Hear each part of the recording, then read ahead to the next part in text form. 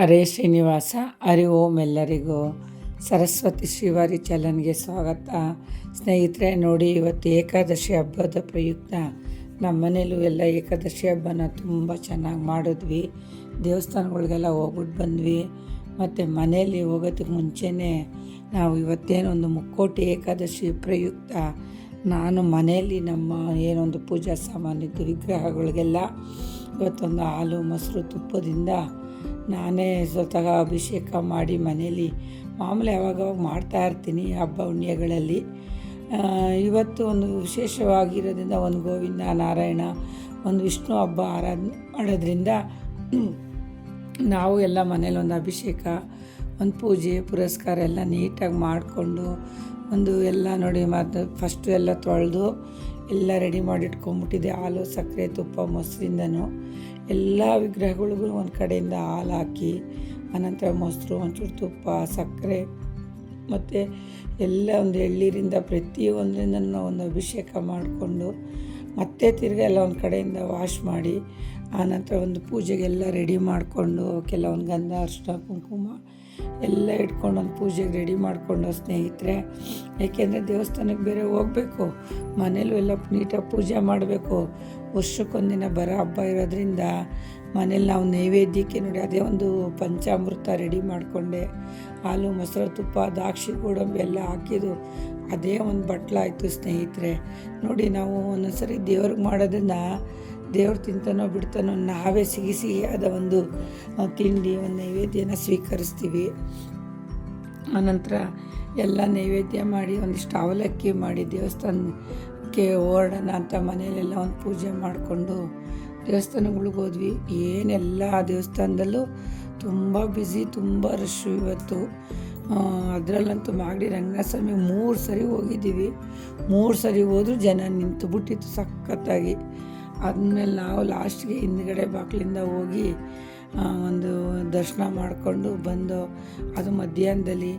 ಬೆಳಗ್ಗೆ ಇಲ್ಲಿ ಕೆರೆಕೋಡಿಲಿರೋ ವೆಂಕಟೇಶ್ವರ ಸ್ವಾಮಿ ದೇವಸ್ಥಾನಕ್ಕೆ ಹೋಗಿದ್ದು ಸ್ನೇಹಿತರೆ. ತುಂಬ ಚೆನ್ನಾಗಿ ಅಲಂಕಾರ ಪೂಜೆ ಎಲ್ಲ ಮಾಡಿದರು.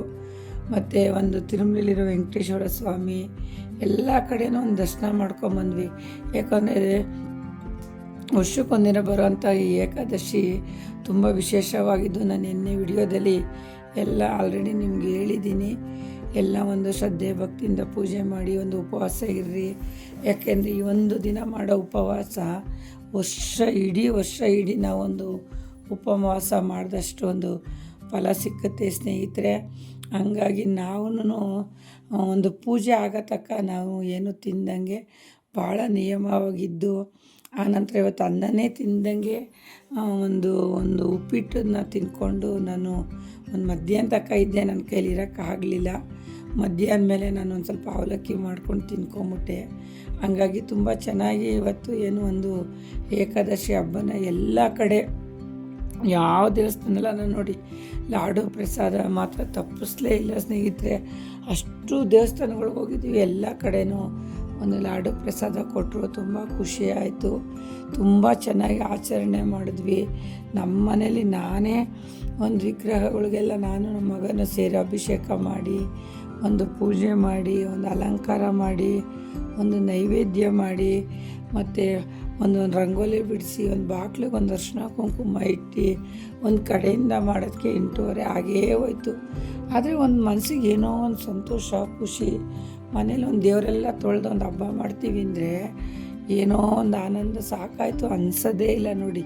ಅಷ್ಟು ಚೆನ್ನಾಗಿ ನನಗೆ ಒಂದು ಈ ಪೂಜೆ ಮಾಡಿದಷ್ಟು ಇವತ್ತು ಖುಷಿ ಸಿಕ್ತು.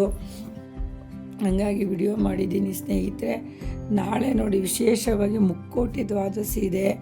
ಇವತ್ತು ಎಷ್ಟು ಒಂದು ನಿಯಮವಾಗಿ ಒಂದು ಪೂಜೆ ಪುರಸ್ಕಾರ ನೀವು ಮಾಡಿದ್ದೀರೋ ನಾಳೆಗೂ ಅಷ್ಟೇ ಒಂದು ಮುಖ್ಯವಾಗಿ ಪೂಜೆನೇ ಮಾಡಬೇಕು. ಯಾಕಂದರೆ ಇವತ್ತು ಉಪವಾಸ ಇರೋರು ನಾಳೆಗೆ ಉಪವಾಸನ ಒಂದು ಬಿಡುವಂಥ ಸಂದರ್ಭ ಇದೆ. ಹಾಗಾಗಿ ನಾಳೆ ದ್ವಾದಶಿ ಬಂದು ನೋಡಿ ಸ್ನೇಹಿತರೆ, ನಾಳೆ ಬೆಳಗ್ಗೆ 5 ಗಂಟೆಗೆ ಸ್ಟಾರ್ಟ್ ಆಗುತ್ತೆ 31ನೇ ತಾರೀಕು. ಮತ್ತು ಜನವರಿ 1ನೇ ತಾರೀಕು 1 ಗಂಟೆಗೆಲ್ಲ ಕ್ಲೋಸ್ ಆಗುತ್ತೆ.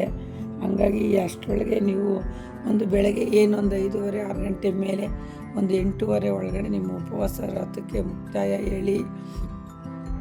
ಮತ್ತು ನೀವು ಯಾವುದೇ ಕಾರಣಕ್ಕೂ ಒಂದು ಈರುಳ್ಳಿ ಬೆಳ್ಳುಳ್ಳಿ ಹಾಕಿರೋದನ್ನು ದಯವಿಟ್ಟು ತಿನ್ನಬೇಡಿ. ಯಾಕಂದರೆ ಇವತ್ತೆಷ್ಟೊಂದು ಶ್ರದ್ಧೆ ಭಕ್ತಿಯಿಂದ ಈ ಉಪವಾಸ ಇದ್ದರೂ ನಾಳೆಗೂ ಅದೇ ಉಪವಾಸನೇ ನೀವು ಕಂಟಿನ್ಯೂ ಮಾಡಲೇಬೇಕು ಸ್ನೇಹಿತರೆ. ಅನ್ನ ತಿನ್ನಿ, ಆದರೆ ಆದಷ್ಟು ಒಂದು ಈರುಳ್ಳಿ ಬೆಳ್ಳುಳ್ಳಿ ಹಾಕೋದನ್ನ ತಿನ್ನಬೇಡಿ. ತಿನ್ನೋದಕ್ಕೆ ಮುಂಚೆ ನೀವು ಮಾಮೂಲಿ ಸ್ನಾನ ಮಾಡಿಕೊಂಡು ಮನೇಲೊಂದು ದೇವ್ರ ಪೂಜೆ ಮಾಡಿ. ಯಾಕಂದರೆ ನಾವು ಉಪವಾಸ ಇರೋದೇ ದೇವ್ರಿಗೋಸ್ಕರ ಅಲ್ವರ. ಹಂಗಾಗಿ ನಾಳೆ ದೇವ್ರಿಗೆ ಒಂದು ಸಿಹಿ ನೈವೇದ್ಯ, ಒಂದು ಪೊಂಗಲ್ ನೀವು ಮಾಡಿಡಿ. ಪೊಂಗಲ್ ಆಗಲಿಲ್ಲ ಅಂದರೆ ಒಂದು ಸಿಹಿ ಅವಲಕ್ಕಿ ದೇವ್ರ ಮುಂದೆ ಮಾಡಿಟ್ಬಿಟ್ಟು ಆ ಸ್ವಾಮಿ ಕೈ ಮುಕ್ಕೊಂಡು ಮನೆ ದೇವ್ರಿಗೆ, ಆನಂತರ ನೀವು ದೇವಸ್ಥಾನಕ್ಕೆ ಹೋಗಿ ಪೂಜೆ ಮಾಡ್ಕೊಂಬಂದು ನಿಮ್ಮ ಉಪವಾಸನ ಮುಕ್ತಾಯ ಮಾಡ್ಬೋದು.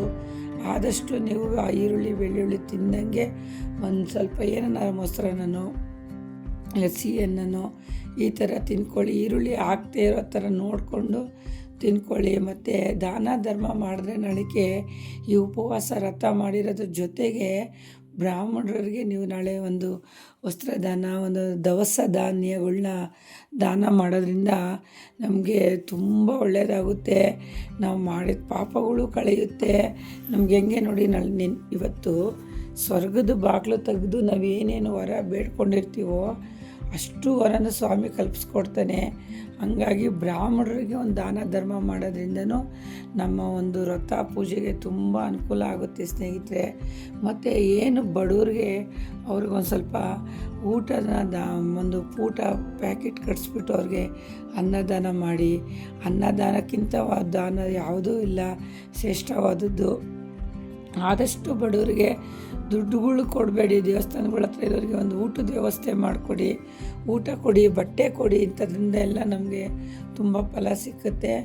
ದ್ವಾದಶಿ ತುಂಬ ವಿಶೇಷವಾಗಿರೋ ದ್ವಾದಶಿ, ಇದನ್ನು ಮುಕ್ಕೋಟಿ ದ್ವಾದಶಿ ಅಂತಲೇ ಹೇಳಿ ಕರೀತಾರೆ ಸ್ನೇಹಿತರೆ. ಹಂಗಾಗಿ ತಪ್ಪದೆ ಎಲ್ಲರೂ ನಿಮ್ಮ ಮನೆಗಳಲ್ಲಿ ಒಂದು ಪೂಜೆ ಪುರಸ್ಕಾರ ಮಾಡಿಕೊಂಡು ಭಾಳ ನಿಯಮವಾಗಿ ಮಾಡಿ. ಏನೇ ಒಂದು ಕೆಲಸ ಮಾಡಿದ್ರೂ ಅರ್ಧ ಗಂಟೆ ಲೇಟ್ ಆಗ್ಬೋದು ಅಷ್ಟೇ ಹೊರತು ಬೇರೆ ಏನೂ ಆಗೋದಿಲ್ಲ.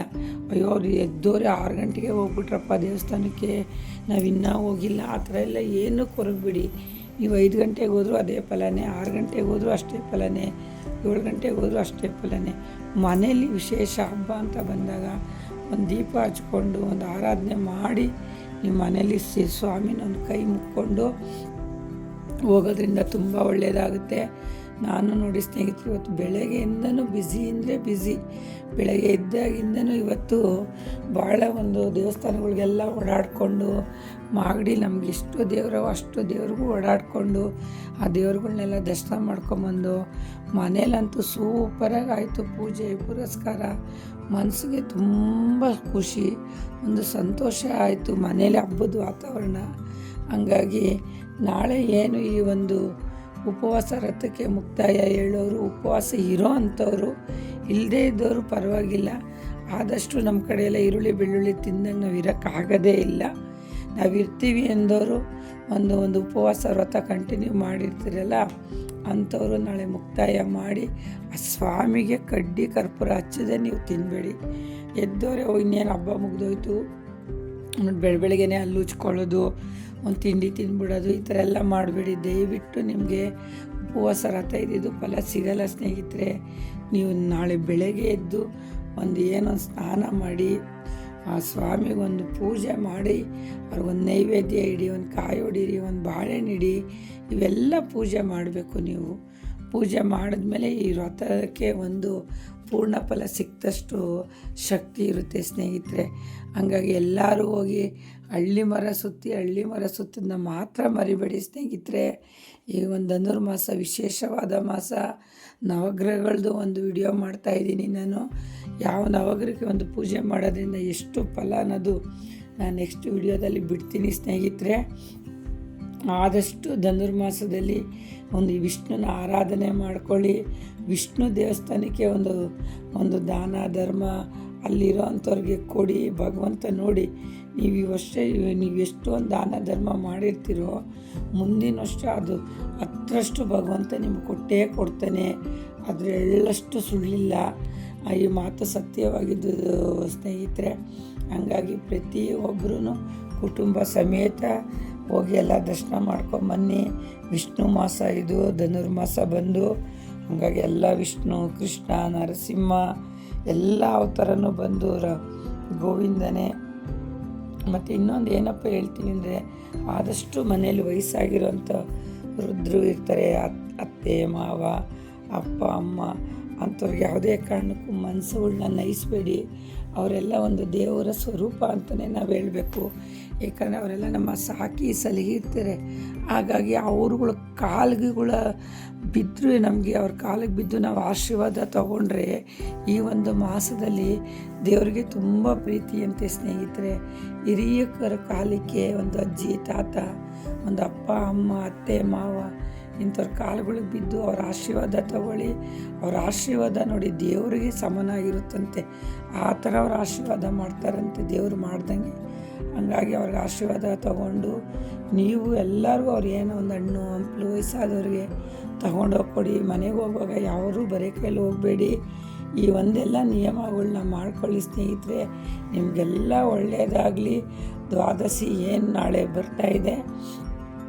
ಬೆಳಗ್ಗೆ ನೀವೆಲ್ಲ ನಾನು ಹೇಳ್ದಂಗೆ ಸ್ನಾನ ಮಾಡಿಕೊಂಡು ಒಂದು ಪೂಜೆ ಮುಗಿಸ್ಕೊಂಡು ಆನಂತರ ನೀವು ಒಂದು ಈರುಳ್ಳಿ ಬೆಳ್ಳುಳ್ಳಿ ಹಾಕ್ತಿರೋದನ್ನ ಊಟ ಮಾಡಿ ಸ್ನೇಹಿತರೆ.